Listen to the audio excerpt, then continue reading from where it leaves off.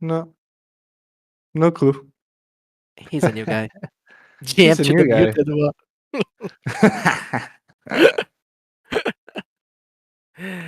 GM Chadix. How you doing, friend?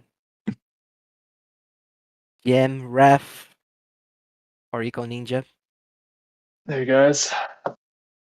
also known in some cycles as Gareth. Yeah, mostly Econ Ninja though. Where the Ref nickname comes from, Gareth? I have always been curious. I think I never asked you. That's a subset of my old PlayStation gamer tag. So it was a longer one, but um, uh, yeah, this is a condensed version of that. So It's actually an interesting story. Santi, do you know why my name is SKK? I know Z, that it's for Mm-hmm. Jose, Yes. but SKK, no. So SKK stands for Shinobi Keikokai, which is the ninja clan that I trained throughout all my life. You trained in a ninja clan? Yes, Nah. I'm telling you. You guys, yeah. you If heard you it have here Jose on first. your side, you can win any battle, guys. Wait, Neo says they have proofs of you being a ninja? Yes. Where are the proofs, Neo? I need to see them. I don't believe this.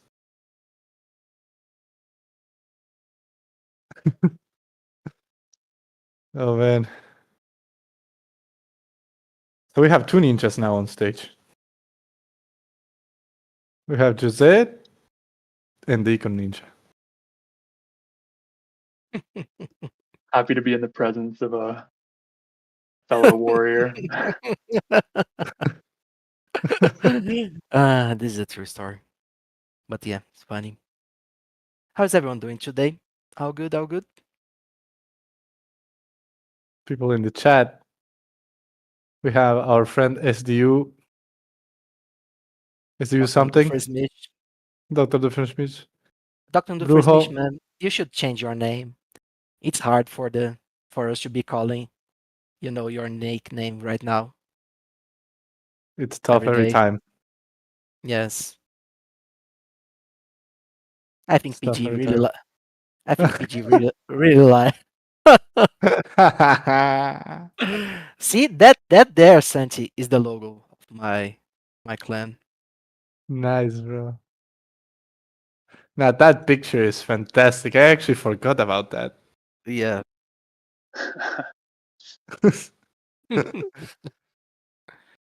Oh man. Gareth, what do we have in store for today, my friend? Yeah, just you'll notice Chris isn't here. Chris is taking a much needed short time off. He'll be back well in advance of the next forum. But yeah, today we'll be taking a look at a couple of the community dashboard updates that I snuck in just after the quarterly released. Then we'll also briefly go over the quarterly, and then jump into some more maybe less game design related things, more data related things, whatever you guys really want to talk about. I know Santi and Jose have some questions for me they mentioned. So throughout where we're going, if you guys see any or have any questions, feel free to drop them in the chat. It'll be a chill one, so we can definitely try and answer most of them as we go through. Nice. Very Nice. cool. I'll have to drop at half an hour, at the half an hour mark, so I'll let you guys handle from there on. Yeah, that works. Two ninjas can take it from there. Thank you, Oh, for Kenneth. sure. All For right. sure. It's funny. Yeah, so you guys ready to get started then? Let's do this. Let's do it. Yep. All right, awesome. I don't think there are many new faces, if any, but for those that don't know, Econ Forum happens once a month, usually the first Thursday in every month, where we just, ideally have both econ guys here, but mainly focus on economics related topics, game design, data, outlook, things like that.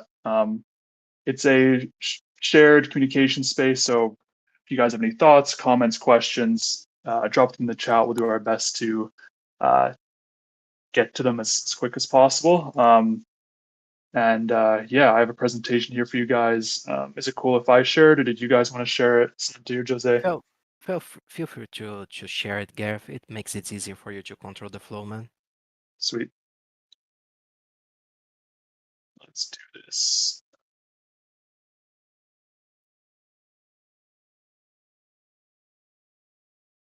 All right, let me know if you guys can see. Yep, we see it. Awesome. So yeah, this is the 14th forum. I've been doing this for over a year now, so yeah, lots of cool stuff's happened over the course of these last forums. But as I mentioned before, the agenda, quick update on the dashboard, do a quick review on the quarterly, and then jump straight into discussion and Q&A. First update that I wanted to go over was a Atlas Locker dashboard that I believe has been pushed. I may be wrong, but that's going out on the next push to production. What you'll have in there, if it's not already up, is our standard date range, basic Locker tier filter, so you can kind of narrow things down, a wallet lookup, and then in the aggregate, when the filters are empty, you'll see total Atlas locked, you'll see average Atlas locked per wallet, basic summary stats like median Atlas locked per wallet, and number of Locker participants by tier. This was one I wanted to push out super quickly, not only because it's a low-hanging fruit, but also because of the activity we've seen in the Locker that I tried to highlight somewhat briefly in the quarterly.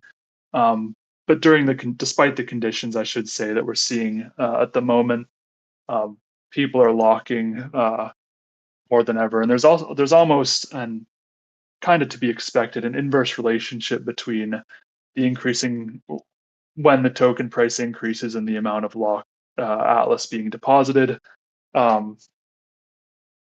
Expected in the sense that people tend to sell when the price increases, or want to sell when the price increases and withdraw, and want to, I guess, accumulate during lower times, and therefore the balance goes up. So some cool trends to see there. Also, if you want to plug in your own wallet and take a look, that's definitely doable as well. Then the second more niche, I guess, update was some per player values added to the emissions dashboard. There are a couple bugs in the emissions dashboard. One was highlighted in the foundation room, and that was the missing data. So the new fix, we're basically trying to make an umbrella script that basically captures all new mints that are released in local markets. They're a special type of mint because there's a unique identifier for each star base. So we're trying to map those in a better way, and because of that, that update of the new fix hasn't quite been pushed to our emissions data yet. We're still observing them internally, but the way the dashboard picks them up in the data is not picking it up yet, just because they're unnamed. So as soon as that's fixed, you'll see this endpoint that'll be resolved. The TBL, or one of our tables that controls LP emissions, that is also that'll be resolved today, but that was that stream had stopped for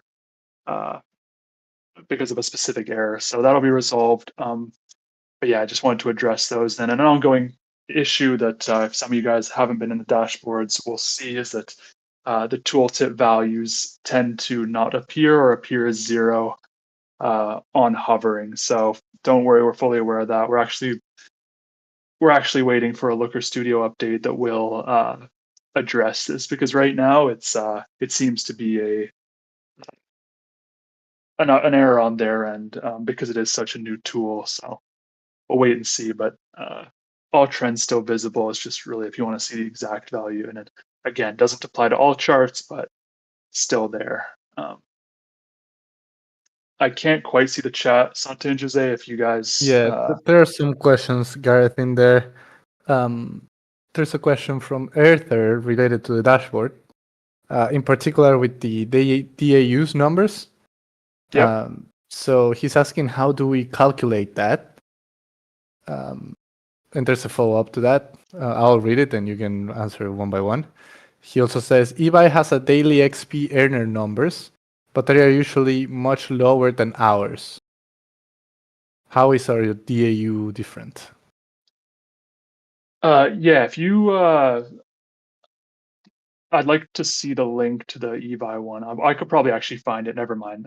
But the way, at least the way ours is calculated, lines up with what you can find on chain public queries, like on Flipside. It's basically the distinct profiles in Starbase on the day, and we define profile as anybody that appears that performs a transaction within the Sage 2 program. So that can include anything, well, literally includes everything, whether it's withdrawing cargo, warping, subwarping, crafting, literally you name it, their profile value will appear. If for whatever, and there is a caveat to this, if a profile value ever doesn't appear, i.e. there's an issue with the way a specific transaction is parsed automatically, or some value is deemed NA, if or even if a program is interacting outside the UI, and maybe we don't pick up on the profile value, the wallet value is supplemented. Now, this is only a very small amount where the profile value isn't picked up, arguably plus or minus 10. So really negligible, but I do want to point that out as being a feature. But yeah, for the 90 whatever percent, 99% of the individual points, it is the per profile distinct count on the day. Now, I'm not sure why XP would be that much lower. I will take a look at that. Just, it doesn't hurt to do more QA, but I'd be interested Yeah, to see or how XP is being read by Evi and things like that. So yeah, because there are some actions in Sage that don't generate XP, like for example, selling items in the marketplace. So if someone just comes by and sell items, it doesn't generate XP, so Evi probably don't catch those users. Maybe something with fleet rentals as well, guys. I don't know, someone that just rents other players' fleets to play, things like that. I don't know how this would be perceived in terms of XP. yeah, so the list of XP generating activities, isn't fully encompassing, as Jose said, of all the actions. Then again, if it is, 1/10, or I'm not sure, I haven't looked at the eBuyer rating to be honest, but if it is, 1/10 or something, we'd probably want to reconcile, or maybe share how we're reading XP if XP is being underrepresented, like the XP earners are being underrepresented, or if there's something else going on. Yeah, We can for check sure. that. But yeah, if you want to cross check our data at all, it's always best to go on Flipside, look up one of the public queries that reads star-based DAU and cross check on there, because that's mainly the QA we do, as we receive it in from our provider Hello Moon. Usually, if there's some disparity that we're concerned about, we'll cross check chain data directly on our end manually. And if there's a misalignment, we'll adjust. If it's congruent, we will be pretty happy and continue to keep it as is. And all of the stuff on the dashboards have been QA'd pretty extensively. Again, don't want to throw shade at eBay or anything. Their measure for XP earning is probably correct. We do have a lot of people that come in um, and do single actions or minimal action. So No, awesome, yeah, I wouldn't be surprised if both are accurate. for sure. Then, Gareth, there's another question. I don't think it is super related to you in this case, but they're asking about data sources, given that Flipside is shutting down their analytics. And I don't know if you're aware of it, but we are working on making data sources available as well for the community to be able to to create their own dashboards and use our data sources. So it's an initiative that could take a while from our end, but our infra team is already aware of this, and they are working on trying to make data available for everyone. So yeah. So this actually stems from a question a while ago about like will we be releasing an API? It was much trickier back then. Something that's being potentially tackled now with our new relatively new members to the infra team, not super new, but yeah, we've ironed out a lot of stuff internally on the infra side, and yeah, now there's resources to potentially get an API out to you guys. That'll be huge. Obviously, we have so much data. I don't even know how else to put it. So yeah, it'd be great to have that in your core. I know Flipside's deprecating their stuff. I'm not exactly sure the timeline on that. Yeah, unfortunately, they've been a crucial tool for us, especially during the earlier days, to make sure that the data we were reading and how things were being parsed was in line with the truth. And sad to see that happening. But fingers crossed. I'm sure there'll be a paid plan, but that removes a lot of access for you guys, and yeah, not ideal. So I'm sure more updates will come from the API. Not sure on timelines for that, but something that's being worked on. yeah, it'll take a few weeks, but it's just to Yeah. make clear that we are aware of the situation Yeah. and that our We infra won't team go is dark. Yeah, yeah, we won't go dark, we guys. won't leave Don't you worry. hanging without data. Exactly. Don't worry. Yeah. Any other Santi, Jose? No. I think we can move forward. Okay, sweet. Yeah, if you guys think of anything else though, after I move on, feel free to drop it and we'll try to address it. Quarterly report, as some of you guys know, came out a few days ago now. I won't go through and the whole thing like I did last time. I felt like that was I wouldn't say it was a snooze fest, but definitely rambled on for way too long about specific points. You can derive yourselves if you go in and take a look. But I did want to go over some of the highlights, just to sort of provide additional context, and hopefully relieve some of the stressors that may come from some of the points. While most of them are pretty positive, there are a few in there that are a bit daunting. First one being the increase in Atlas emissions last quarter. So it did jump a lot. You'll see in the chart in the quarterly itself that it was a sustained increase. Santi and Jose pointed out when we met before that this is, it notably came after the end of Golden Carnival. Now, obviously, Golden Carnival was a big retention mechanism and a big promotion. And where we saw Starbase levels getting to, and sort of the engagement around upgrading Starbases, it was obvious that we needed to spice things up with Fix, while still making the LP pool attractive. You notice that Fix trend goes up and up. Then we got to a point where optimization was through the roof, and we're having people, withdraw or cleaning out the orders in a single day. That was brainstormed a lot. You'll actually notice if you look at the community dashboard, those emissions have come down quite a bit. You'll see that sustain once we get those data issues sorted as well. But the updates to forcify diversification have worked in bringing down, especially the single day mass redemptions of contracts, and those are the cause of all those massive spikes up to close to 30 million Atlas. So that increase was there and will definitely come down next quarter.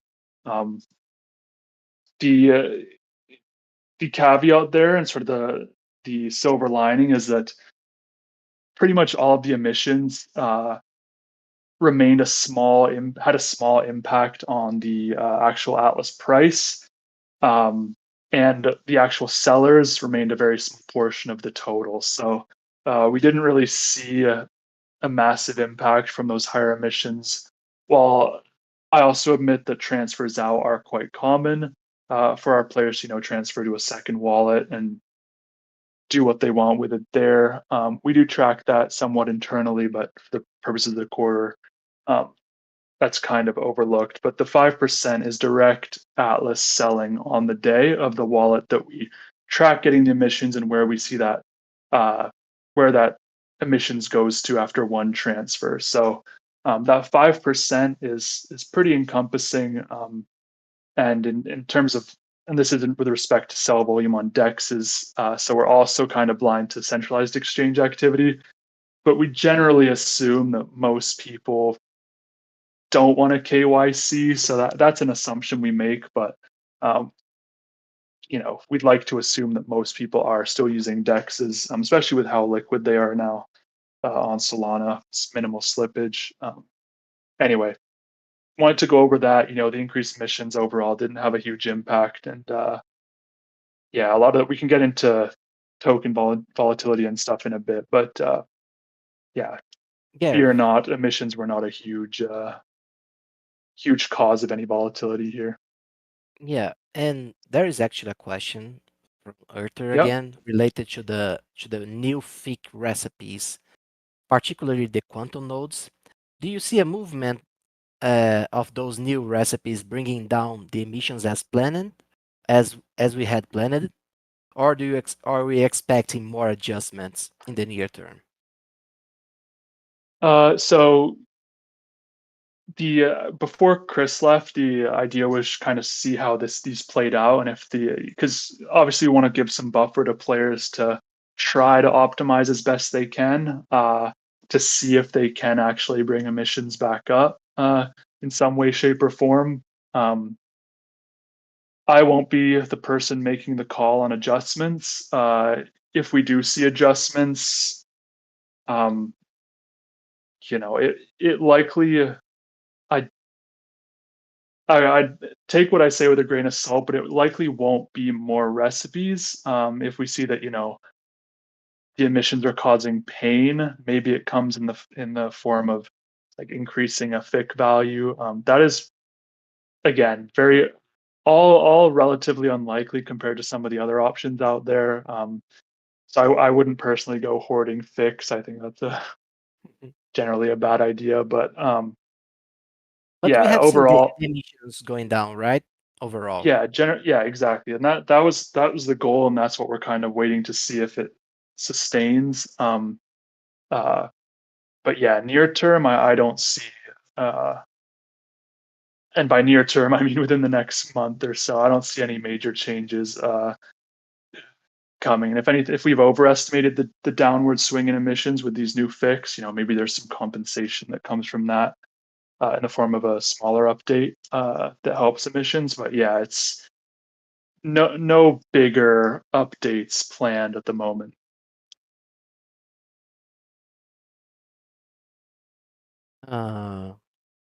We have another question here from Neil.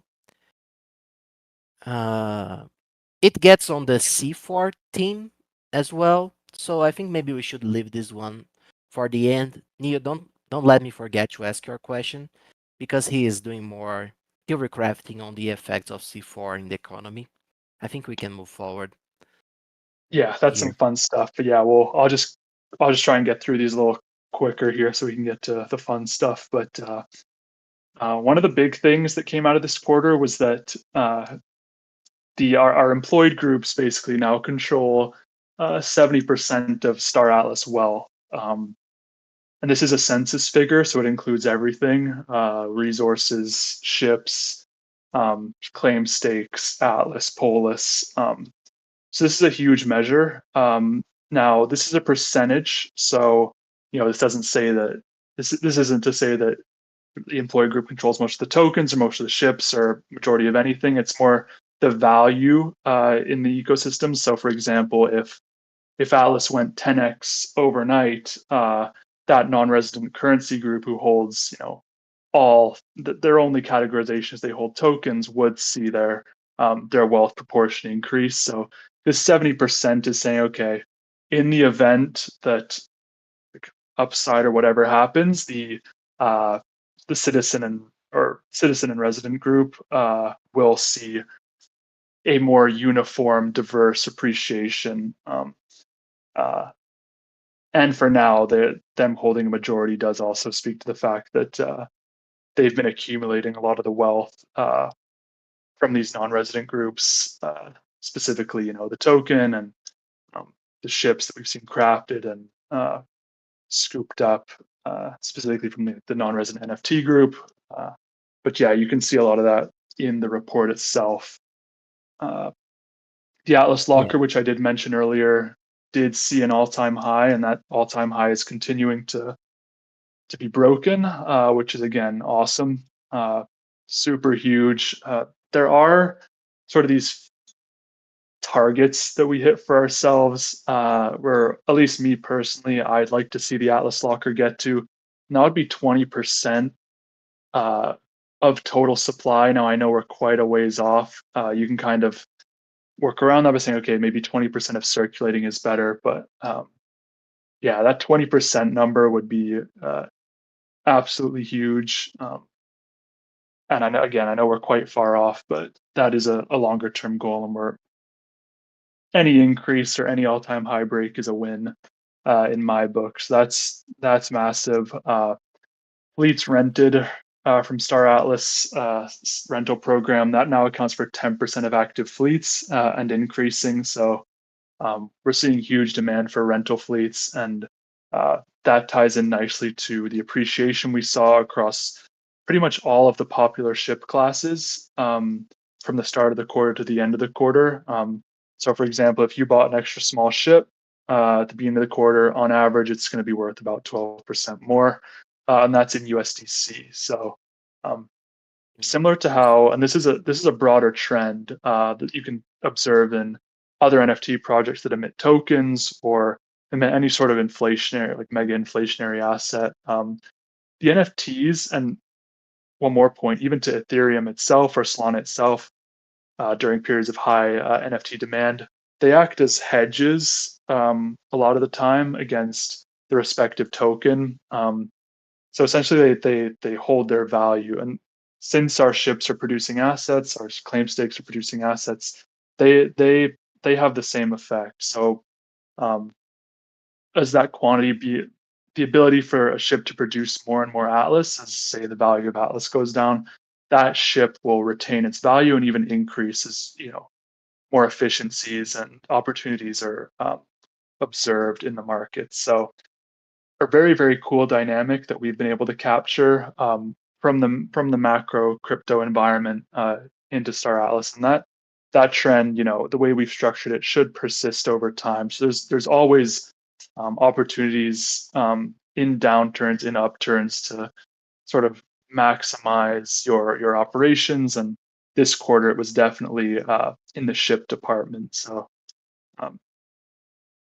yeah, rental plus appreciation. It's become a really cool sector of the economy that's been probably our biggest highlight since its release. Just with all the headwinds and things that have come around the token and having to wait for bigger releases and things, it's really been a super powerful tool that people are using and earning a lot of Atlas from, I may add. So I'll pause there, and if there's any questions, Jose or Santi.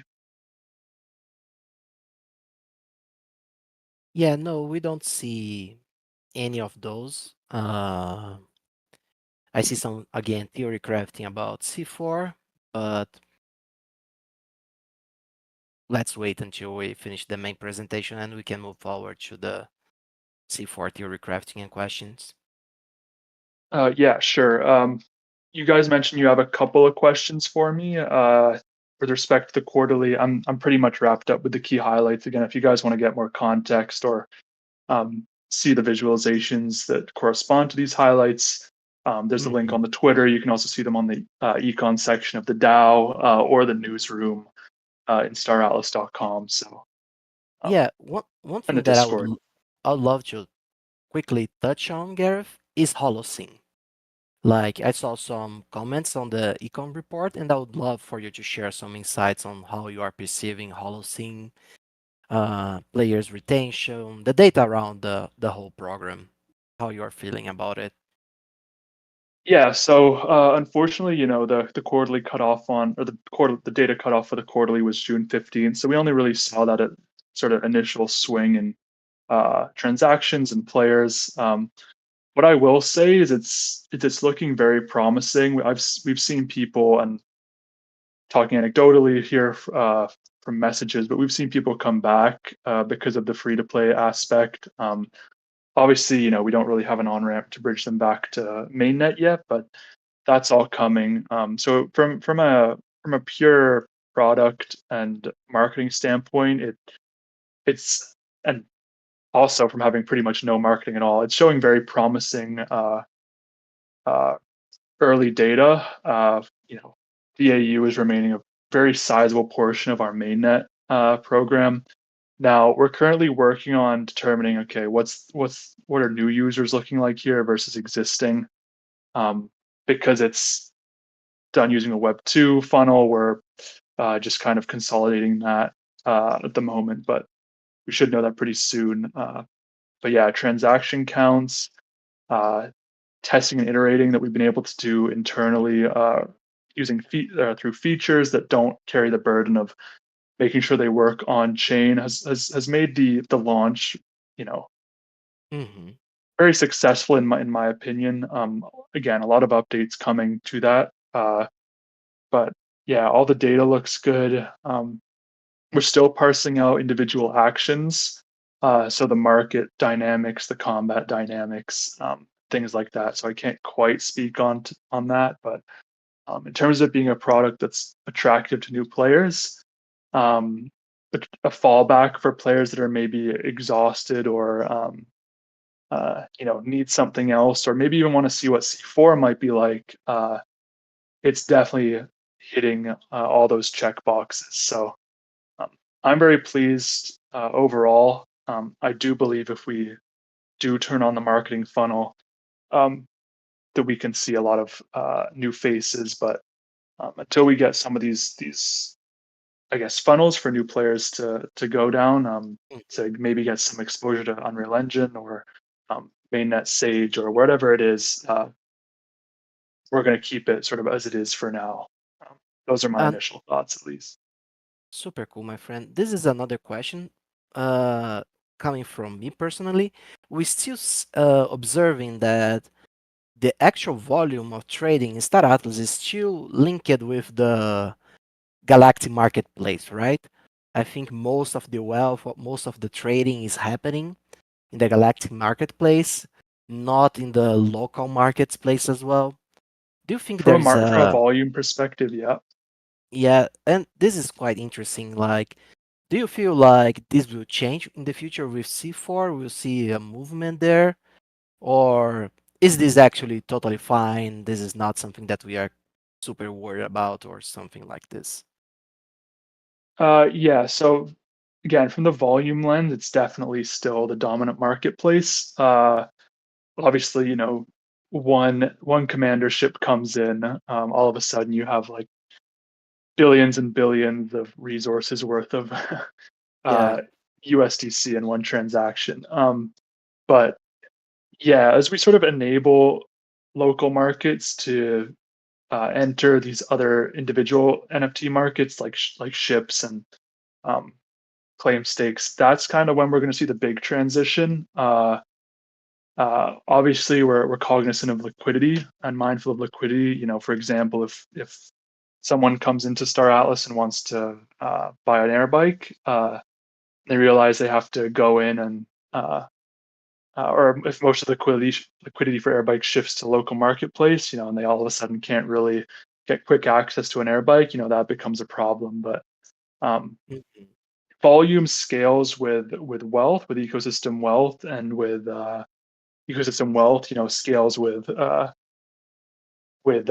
macro wealth generally in crypto, and new players and reinvestment and things. So um, it has the potential to swing naturally, but I think the activation of different markets will be the bigger catalyst. Not an issue at all, in my opinion. With C4, it'll shake it up a lot. But yeah, people have found sort of their central hubs for trading in local markets currently. And obviously, if liquidity spreads, we'll see more opportunities arise. But um, yeah, again, those all scale pretty perfectly with the different metrics that'll need to grow first. So definitely not a worry.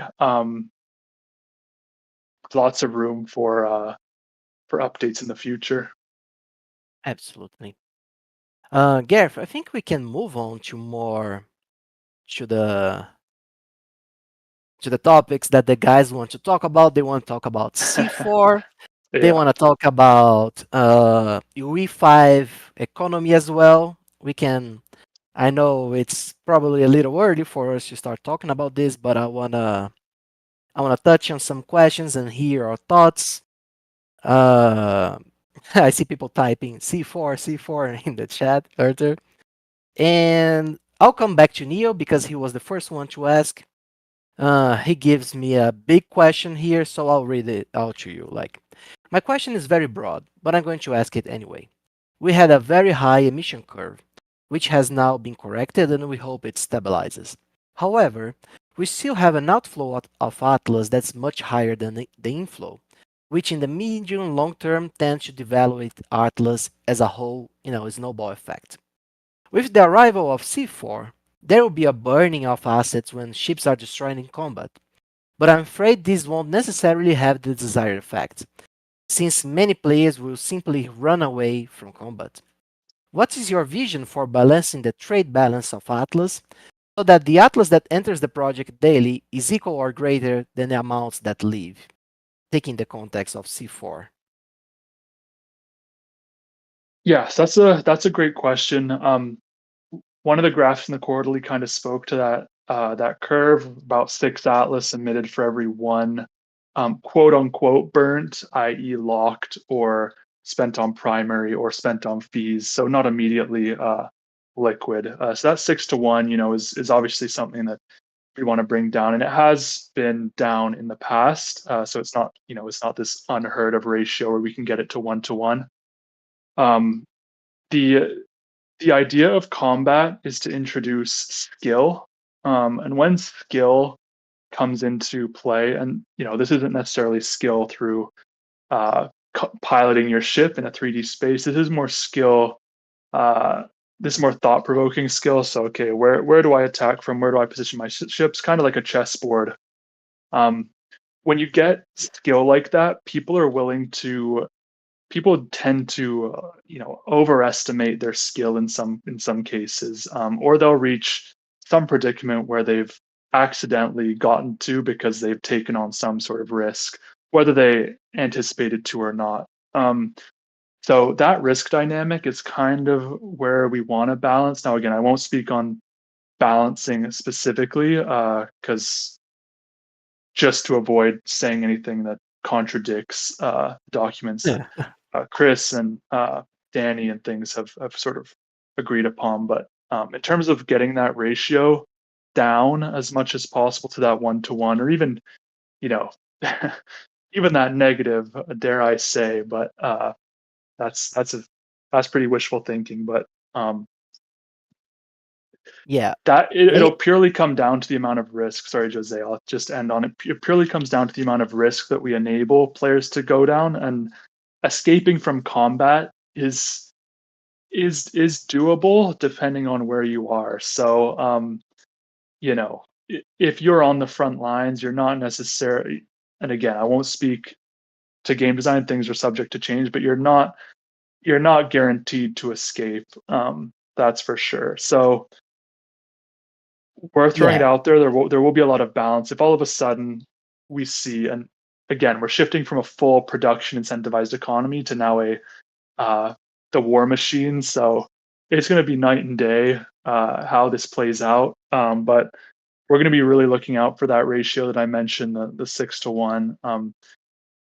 Obviously, it's an inflation metric, but that it's not a true inflation metric. Like even if it is 6 to 1, as it was last quarter at its peak, we didn't see that reflected um, in an impact to like our bigger markets, for example, our token markets and things like that. If anything, I didn't chart it in the quarterly, but savings has gone up dramatically. And we see the locker balance, which is a subset of savings. So um, again, it's very hard to say, but we're not, we definitely don't want the 20 to 1, 30 to 1. Emissions are coming down, so and more will be being burnt. Again, getting those outstanding resource balances down is another big incentive, which will also in turn necessarily make us force us to implement gameplay.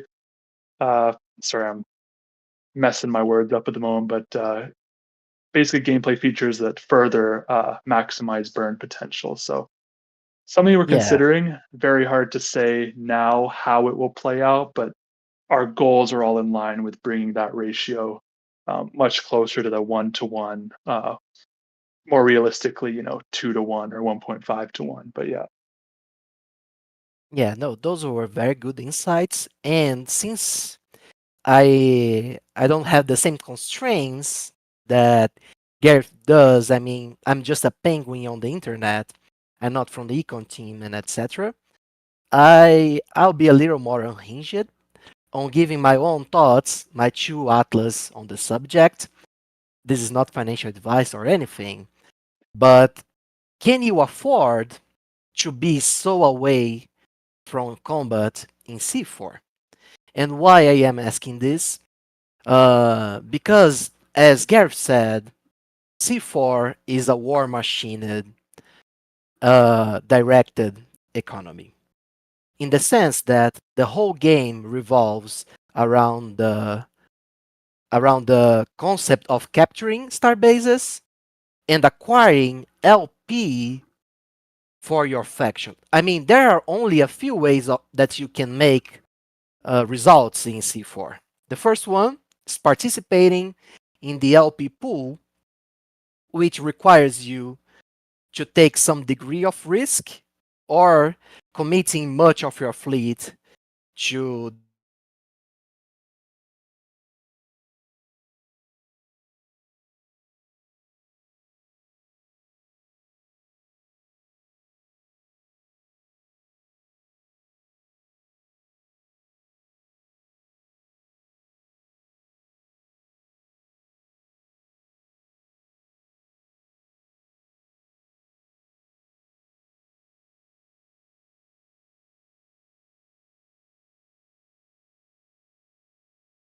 execution of using to man. I said too much. Gareth left. He's scared that I am going to get both of us fired. You guys weren't hearing me? You guys can hear me now, no? There, I can. Really? Right, you just No, cut out at at the peak there. Yeah, at least for no me. way. I deliver a lot of alpha here. You heard me, They all, Brian? yeah, they all heard you, so I think you're good. Okay, okay, awesome. So yeah, and the third point is that if you want to stay in the safe zone, if you want to stay on the places where the ships are chilling, you can grow your potatoes, nothing bad happens. What you're going to do is you're going to have a very low input of resources. I mean, you're going to the places where the richness of the resources are extremely low, and you'll be feeding the war machine of the other guys who are going after the risk that is going to go after the big generators of LP, which are combat and starbase conquest, or going after other players, cargoes, resources, and etc. So yes, you can go for lower yields, but the world of Gaia in C4 is a world of war. And the missions in C4, they are not the missions of Starbased. You don't have these free of risk, fixed recipes that anyone can automate and get them.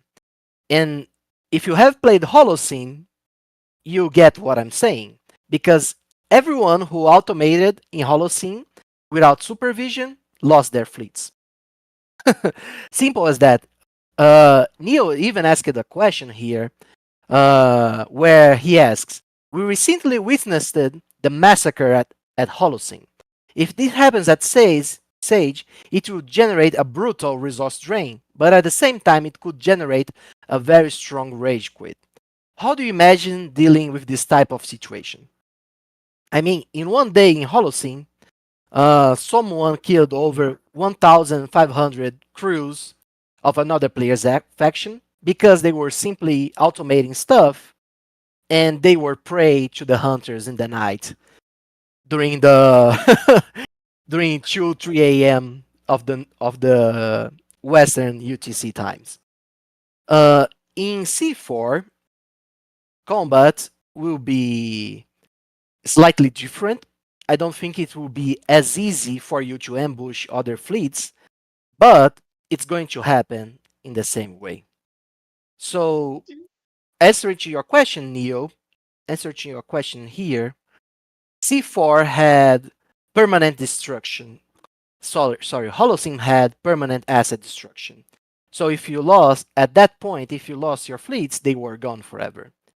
In Sage, it will hurt. You lose your components, you lose your cargo, but your ships, your crew, they will still be there. So it won't destroy your whole infrastructure, but it will set you back. So I don't see players rage quitting, as hard as it would be to something like that. I think the worst that could happen this scenario was he getting so angry that he would simply rent their fleets. But yeah, I mean, I think this Yeah, will be a lot funnier and cooler than what's currently going on in Starbased. yeah, so those are all good points, Jose. I'll point to a game called like Foxhole. In Foxhole, you basically have two or three groups. It's probably updated since I've played, but you have your logistics, then you have your frontline infantry and tanks and whatever, and all these are all these are unique players. It's a top-down sort of view. You're basically in this giant war. If in stage, you're not happy with providing logistics to the front lines, you're constantly getting messed up. You can always backtrack. Now, incentive, and by backtrack I mean retreat further into the safe zone where your automations will be safe. But that just creates more incentive for others who are maybe doing logistics before in the safe zone and providing, those frontline cargo fleets that supply the starbase or whoever. That incentivizes them who may have been hesitant or maybe just looking to maximize their LP earnings. They're going to now move from the safe zone into the combat zone. So there's going to be a lot of push and pull on the incentive side for people who aren't necessarily fixed on specialization. And it'll also be the push and pull of the regions themselves. So all of a sudden now you have to move.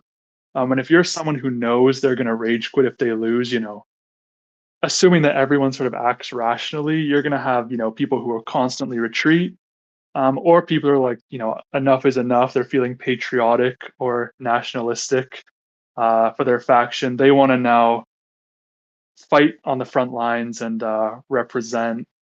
So there'll always be people who rage quit, but it's ultimately, we all rage quit from games time to time. And if they're fun enough, you always end up coming back. So that's I won't speak on the behalf of our player base, but at least for me, I think it'll be an enjoyable enough experience where people will want to keep coming back, even if they got the short end of the stick, or they risked a bit too much during one attack or defense.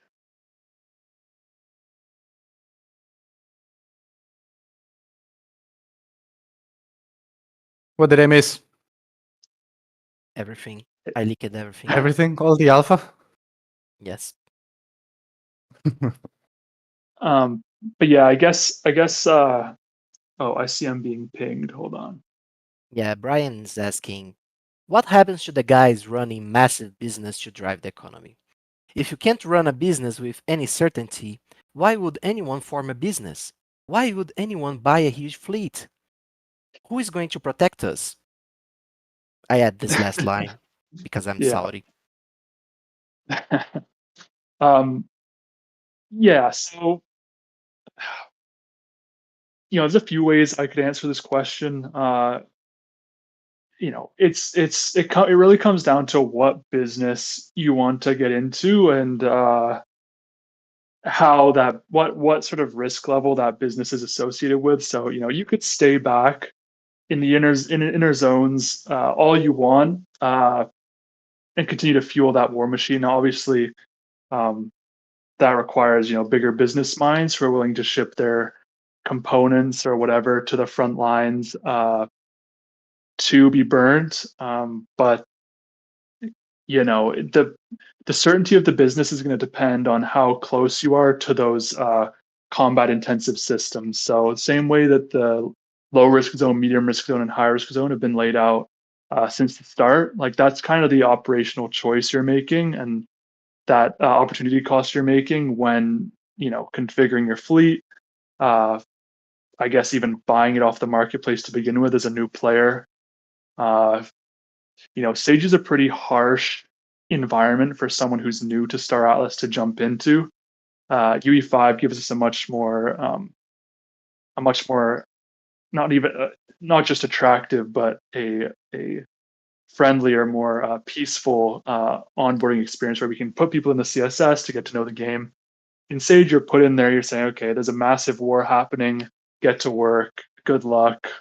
And with this, you're the type of players that are going to be playing C4 are the players we have now, and also, hopefully new players that can appreciate the combat. But in terms of businesses specifically, I don't want to stray too far from your question.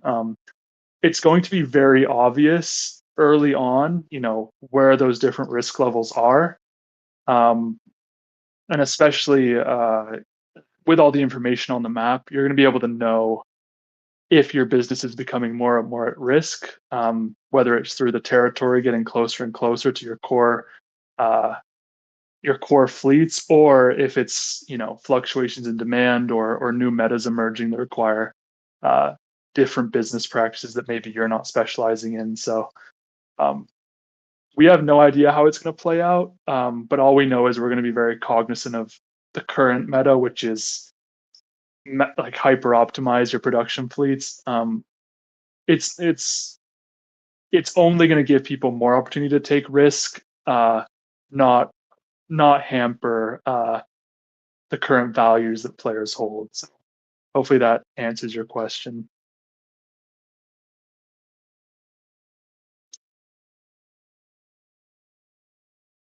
Yep. I think it does. Anyone else has any questions?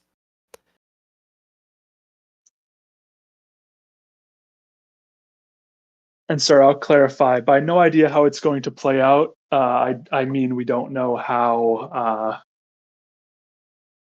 these business preferences will be laid out. So are we going to see everyone, wanting to participate in the high risk businesses, which is getting your making sure the ships in the combat zones are resupplied, or is everyone going to be safe and want to run away? And if the latter's true, then we we buff incentives in the combat areas. You'll see. It'll be very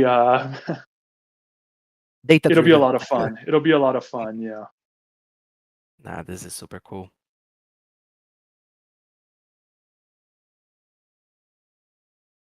I see more questions. Larry Noy is asking, are we expected similar total Atlas emissions in C4 compared to Sage? This is a great question. Yeah, and this is a pretty quick answer. So the answer is that we want to target around that 7 to 8 million mark. Now, there's a lot that goes into that, and that is, the total value in USDC, what that looks like with respect to the emissions curve that's laid out since origination. The goal is to, yes, keep it pretty similar. Now, obviously, additional incentives can push that up over a period, not necessarily push it down. We tend to avoid going down below that 7 to 8. At least that's the plan moving forward. But yes, you can expect to see similar emissions, just laid out in a different way, a more engaging and attractive way.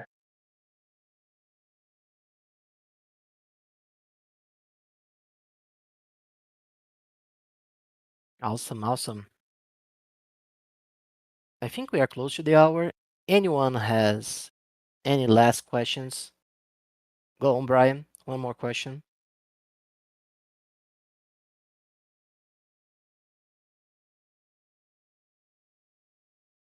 Arthur is asking, repair Starbases will provide no LP. Is this still the current line of thought in the Econ? Maybe this I is too assume, specific. yeah, I assume you mean carrying over to C4. Combat will be the main source of, well, definitely one of the main sources of LP. Again, everything's subject to change, but as of right now, yes, that will persist. So with respect to repairing star bases, again, that's more of a Chris question because he's coordinating some of those final documents. But yeah, as far as I know, that will persist.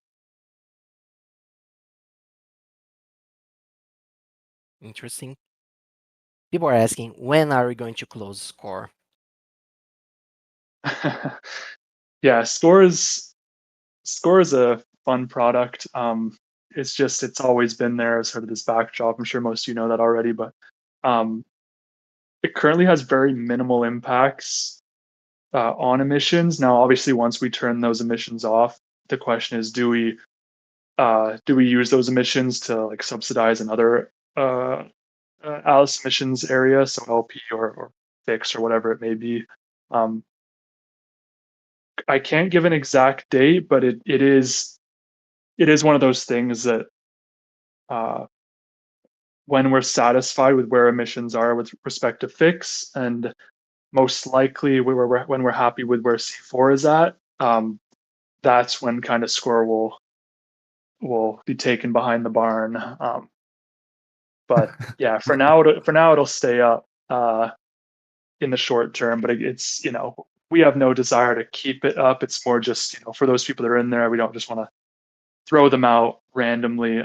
We'll wait till what we've promised is in play. So, and I Awesome. see Brian's question as well. Yeah, that's a good one. Do you want to read it, Jose, or should I? Yeah, I can do it. The LP system is currently in current starbase forces factions to eat their own tails. In example, if I gain LP in Oni, I'm hurting my brothers. 30 billion LP in Oni hurts everyone. So in C4, if we do too much combat, LP will be diluted. Game incentives don't align to economic incentives. Any thoughts on this? I can't speak too much on this, and it's partly because off the top of my head, I don't exactly remember the scaling factors, but it won't be the case where if you participate in more combat and are successful, uh, it won't be the case that LP is diluted for the most part. So um, you're incentivized to be successful in combat. Now, again, that comes down to the risk of being in combat. Say, if I get 200 of my DAX or factions fleets, then we participate in an attack. If we lose, but LP is still gain. Now all of a sudden we're punished for that risk. And the share of Atlas is distributed amongst 200 fleets, or some amount of players. Sorry, not fleets, but yeah. So it'll come into that risk calculation. I can't give too many more specifics than that, but clarity Yeah. will come closer to the release. I think in order to save our jobs here, Gareth, you have stepped in very dangerous alpha leak territory here, following Yeah. Brian's bait. But yeah, there is something in Yeah. place. Despite how big this update looks, and it is a massive update, we're making sure it all comes down to incentives. And the structure of current incentives isn't super ideal. While it works, it's there's some pain points as you've described. So we're really making sure, and it won't be perfect on day one, but the amount of, I guess, options we'll have, as opposed to just adding fix that release Atlas, or adding LP to the or adding Atlas to the LP pool, in this production, very optimization centric economy. In the combat economy, there are a lot more avenues we can take to make sure incentives are in line with what players want and what makes sense from like a progression and an action point of view. So fear not. I'd say you're in good hands, but yeah, we'll see. Awesome. No, I think this is the perfect piece of alpha bullish thing that we can use to close this economic forum. Good call, Brian. You got your alpha today. And thank you guys for being here with us. The economic report shows the power of this community, how much love, how much you guys care about Star Atlas. And you can be sure that we are working to give back this love by doing the absolute best in terms of game design, production, everything that we can do to make sure Star Atlas succeeds and improves every day in everything that we are doing. Any last Yeah, comments? Sorry, Gareth, Sanchin, Gareth, any last comments, my friends? yeah. No, you put it well, Jose. I did want to end briefly. I know it's pretty rough out there in the broader markets. I know most of our players are involved in other programs and potentially chains, not just Star Atlas and Solana. But yeah, it's rough out there, and specifically with the GDP figure that I didn't touch on in the key highlights. But that being down as much as it is, mostly I'll say because of primary sales going down, as well as Atlas token prices going down. It just corresponds to this massive decrease in burn market value.